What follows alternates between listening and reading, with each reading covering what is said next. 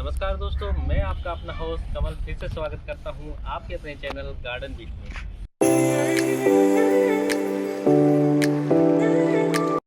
तो दोस्तों, जैसा कि आप जानते हो सर्दियां स्टार्ट होने वाली है और ये अक्टूबर का फर्स्ट वीक चल रहा है।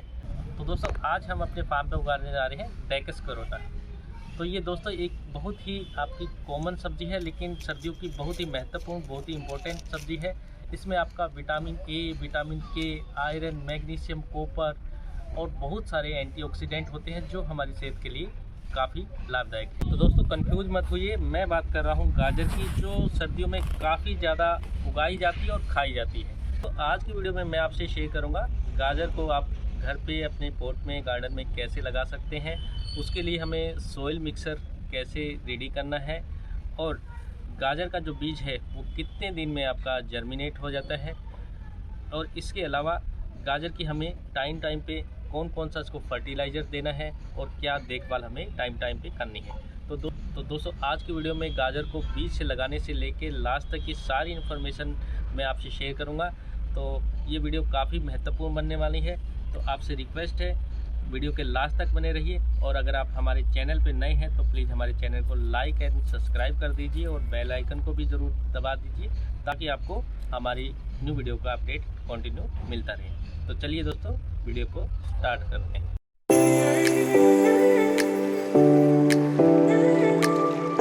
तो सबसे पहले बात कर लेते हैं इसके लिए मिट्टी, हमें किस टाइप की मिट्टी लेनी है, किस टाइप का हमें जो सोइल मिक्सर इसके लिए रेडी करना है। तो दोस्तों, आपको ध्यान रखना है जब भी आप मिट्टी लें, मिट्टी की जो क्वालिटी है वो आपकी मिट्टी हल्की मिट्टी आपको इसके लिए चाहिए, ज़्यादा भारी मिट्टी इसके लिए नहीं लें, क्योंकि ज़्यादा भारी मिट्टी के अंदर आपकी जो गाजर की ग्रोथ है वो अच्छी तरह से नहीं होगी। बिल्कुल हल्की मिट्टी लीजिए, और मिट्टी को हल्का बनाने के लिए यहाँ पे हम सबसे पहले इसकी हम निड़ाई गुड़ाई कर लेते हैं। हाँ, हम डायरेक्ट सोइल में लगा रहे हैं, किसी गमले में नहीं लगा रहे। आप गमले में भी लगाए तो आप इसी तरह आपको मिट्टी को जो है हल्का लेना है। और इसमें हमें कौन कौन से हमने इसमें फर्टिलाइज़र लेना, खाद लेना, वो भी मैं आपको क्लियर करता हूँ। तो सबसे पहले दोस्तों, मैं इसको थोड़ा सा हल्का इसको मैं खोल लेता हूँ, मिट्टी को थोड़ा सा हल्का बना लेता हूँ, ताकि हमारे जो पौधों की ग्रोथ है अच्छी तरह से हो।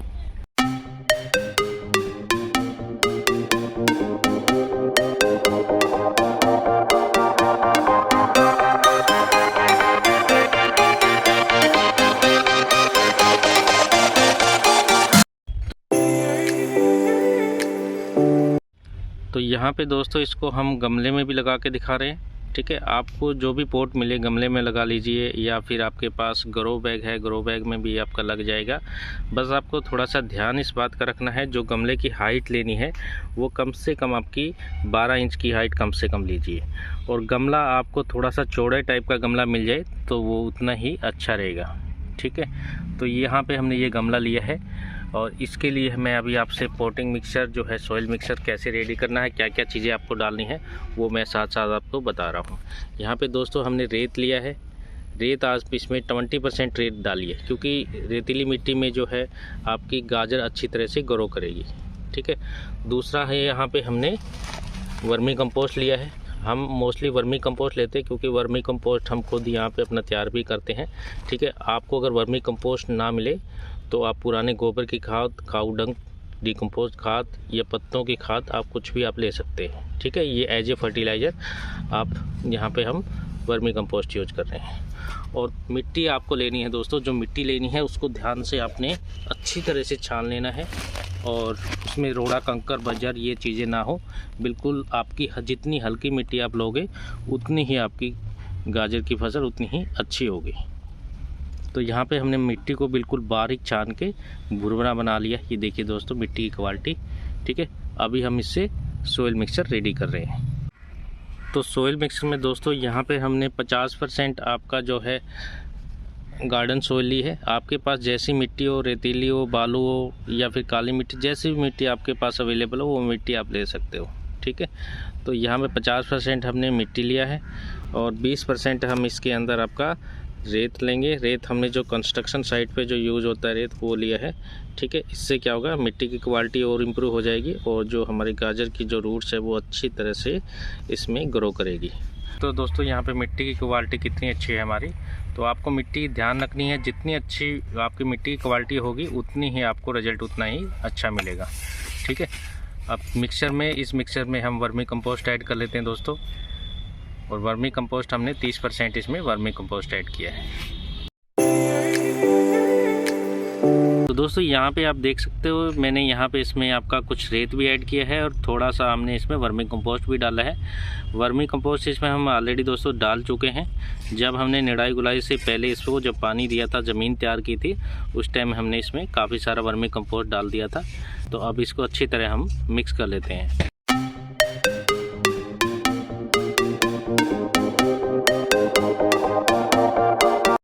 यहाँ पे दोस्तों आप देख सकते हो मिट्टी को हमने बिल्कुल बारीक कर दिया है। और बारीक करने के बाद हम इसमें बिल्कुल हल्का बना देना है। जितना आप मिट्टी को हल्का बनाओगे उतनी ही आपकी जो गाजर अच्छी तरह से ग्रो करेगी।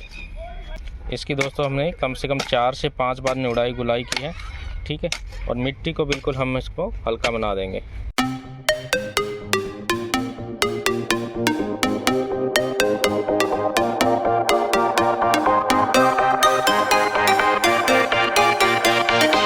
दोस्तों गाजर को आप डायरेक्ट ऐसे भी लगा सकते हो। ये हमने स्प्रेड मेथड से लगाई थी, हमने सिर्फ छिड़काव किया था, ठीक है। बीज को छिड़काव करके इस तरह ये हमने लगा दी थी, ठीक है। और अब हम इसको मेड बना के लगा रहे हैं। ये देखिए दोस्तों, यहाँ पे हमने मेड बना ली है, ठीक है। तो ये वाली वैरायटी दोस्तों हम क्यारी बना के लगा रहे हैं। बीज लगाने से पहले मैं कुछ बात और आपसे शेयर करूँगा कि आपको अच्छी क्वालिटी के बीज लेने हैं। और आप बीज या तो आप ऑनलाइन भी मंगवा सकते हैं, लेकिन बेटर रहेगा आपको अपने लोकल जो बीज विक्रेता है वहाँ से आप बीज परचेज़ कीजिए, क्योंकि उनको पता होता है कि कौन सी वैरायटी कौन से सीज़न में अच्छी आपकी रिजल्ट देगी। तो दोस्तों यहाँ पे बीज लगाने का मैं आपको तरीका बता देता हूँ। आप गमले में बीज लगाइए या डायरेक्ट ज़मीन में बीज लगाइए, तो मेथड आपका सेम ही रहेगा, ठीक है। एक तो आप स्प्रेड करके लगा सकते हैं। आप देख सकते हो दोस्तों, ये वाली वैरायटी हमने स्प्रेड करके लगाई हुई है, ठीक है। और यहाँ पे बीज में क्यारी वाइज लगा रहा हूँ। तो यहाँ पे हमने बीज लिया है, ये देखिए दोस्तों, यहाँ पे मैं एक बीज डाल रहा हूँ, ठीक है। इसको आधा इंच गहराई में रखना है हमें, ठीक है। इसकी गहराई आधा इंच तक रखनी है। और बीज से बीज का जो डिस्टेंस रखना है वो दोस्तों आपको रखना है तकरीबन 2.5 से 3 इंच का। 2.5 से 3 इंच का डिस्टेंस आप कम से कम रखिए, ठीक है। यहाँ पे मैं एक एक करके बीज लगा रहा हूँ दोस्तों। अगर इस विधि से आप बीज लगाते हो, एक तो आपका बीज कम लगेगा, ठीक है, ज़्यादा बीज की आपकी रिक्वायरमेंट नहीं रहेगी। दूसरा दोस्तों, इसमें कम बीज में आप अच्छी फसल ले सकते हो दोस्तों, ठीक है। आप छिड़काव विधि आप यूज़ करते हो। छिड़काव विधि में क्या होता है, कई बार बीज का जो डिस्ट्रीब्यूशन होता है, कई बार एक जगह आपका बीज ज़्यादा गिर जाता है, दूसरी जगह कम गिर जाता है। तो इसमें ऐसा कुछ नहीं होगा। इसमें बस दोस्तों आपका टाइम थोड़ा सा ज़्यादा लगेगा। तो ऐसे करके दोस्तों आप आधा इंच तक इसकी गहराई रखिए और 2.5 से 3 इंच तक आपका बीज से बीज का आपको डिस्टेंस रखना है।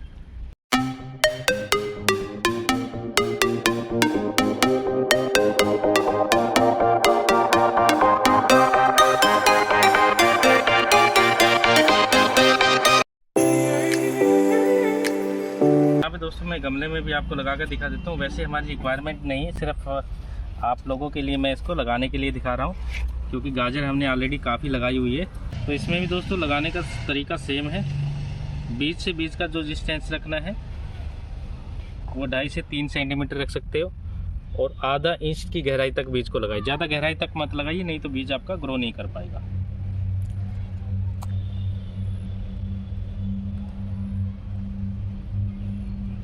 एक एक बीज में दोस्तों यहाँ पे लगा देते हैं।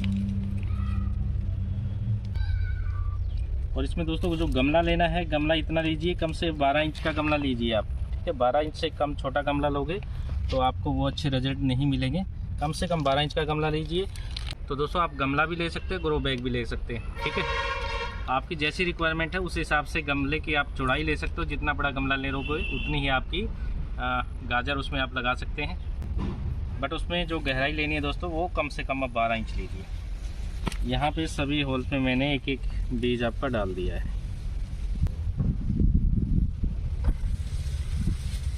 अब ये लगाने के बाद दोस्तों इसको हम हल्का हल्का पानी दे देंगे। और पानी देने के बाद इसको हम छांव वाली जगह में रख देंगे। और जब तक इसमें जर्मिनेशन नहीं होता तब तक इसको छांव वाली जगह पे रखेंगे, ताकि जो इसमें नमी बनी रहे और ह्यूमिडिटी और नमी इसमें बनी रहेगी तो जर्मिनेशन जल्दी होगा। ठीक है। तो जो गाजर का बीज है वो आपका 14 दिन से लेके 21 दिन तकरीबन ले लेता है जर्मिनेशन में। और जर्मिनेशन डिपेंड करता है कि आपके यहाँ पे कैसी कंडीशन है, क्लाइमेट कैसा है, वेदर कैसा है। ठीक है, उस पे डिपेंड करता है कि आपका जर्मिनेशन कितने दिन में होगा। साथ साथ आपकी ये चीज़ें डिपेंड करता है कि आपकी सीड की क्वालिटी किस लेवल की है। आपकी सीड की क्वालिटी अच्छी होगी तो जर्मिनेशन उतना ही अच्छा होगा। अब बात कर लेते हैं गाजर लगाने के बाद, हम गाजर का बीज लगाने के बाद हमें किन किन बातों का ध्यान रखना चाहिए। एक तो दोस्तों, जब भी आप गाजर का बीज लगाएं, बीज लगाने के बाद अगर आप उसको पॉट में लगा रहे हैं, किसी गमले में लगा रहे हैं या फिर आप उसको डायरेक्ट सोइल में लगा रहे हैं, तो आपको इस बात का दोस्तों ध्यान रखना है कि उसमें हल्का हल्का मॉइस्चर आपका हमेशा बना रहना चाहिए। उसको ज़्यादा हमें गीला भी नहीं रखना, ऐसा नहीं रखना कि हमारा जो बीज है वो ज़्यादा गीला होने की वजह से सड़ जाए। बिल्कुल हल्का हल्का आप मॉइस्चर बना कर रहे, हल्का हल्का मॉइस्चर रहेगा तो उससे क्या होगा, बीज आपका जर्मिनेशन जल्दी से हो जाएगा। दूसरी बात दोस्तों हमें ध्यान रखनी है कि जब भी आप गमले में या किसी पॉट में आप कोई भी बीज उगाते हैं, गाजर का उगाते हैं या कोई भी बीज उगाते हैं, तो उसमें पानी उसमें रुका हुआ ना हो। ठीक है, आप डायरेक्ट ज़मीन में जब लगाते हो तो ज़मीन में ये दिक्कत नहीं आती, क्योंकि ज़मीन जो होती है वो पानी को सोख लेती है, एक्स्ट्रा पानी को सोख लेती है। बट जब गमले में लगाते हैं, अगर उसका ड्रेनेज सिस्टम सही से नहीं है, अगर तो उसमें पानी ज़्यादा रुक जाता है तो उससे क्या होगा, आपका बीज सड़ने के चांस ज़्यादा रहते हैं। बीज सड़ने के चांस रहेंगे। अगर आपका पौधा ज़्यादा बड़ा है तो उसकी जो पौधे की जड़ें हैं वो भी ख़राब होने के चांस ज़्यादा रहेंगे। तीसरी जो दोस्तों आपको बात ध्यान रखनी है, जब आपका गाजर का पौधा थोड़ा सा बड़ा हो जाए तभी आप खाद दें। ठीक है, जब वो सीडलिंग है वो उस टाइम पे आप उसको खाद ना दें, क्योंकि उस टाइम अगर आप उसको खाद दोगे तो पौधे के मरने के चांस बढ़ जाते हैं। ठीक है, थोड़ा सा बड़ा होने के बाद ही उसमें आप अगर ज़मीन में लगा रहे हैं तो खाद का आप छिड़काव कर सकते हैं, गमले में भी आप ऐसे हल्का हल्का छिड़काव कर सकते हैं।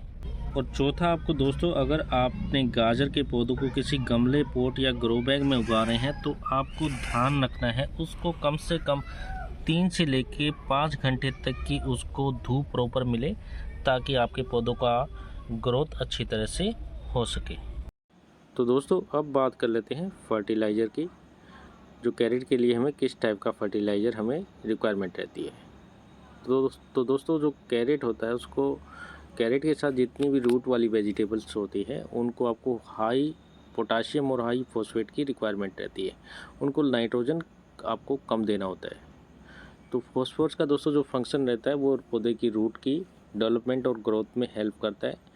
और इसके अलावा जो पोटाशियम होता है वो फोटोसिंथेसिस और वाटर को रूट तक ले जाने का काम रहता है उसका, और फूड और न्यूट्रिशन को भी रूट तक पहुंचाता है। तो इसके लिए दोस्तों हमें ध्यान रखना है कि हमें जो नाइट्रोजन कंटेंट है वो आपका खाद के अंदर, फर्टिलाइज़र के अंदर हमें कम रखना है। क्योंकि हम अगर पौधे को नाइट्रोजन ज़्यादा दे देंगे तो इसकी जो पत्तियां हैं वो आपकी ग्रीन हो जाएगी और काफ़ी बड़ी हो जाएगी, जबकि आपकी इसकी रूट में है, जो रूट है वो इतनी अच्छे से डेवलप नहीं होगी।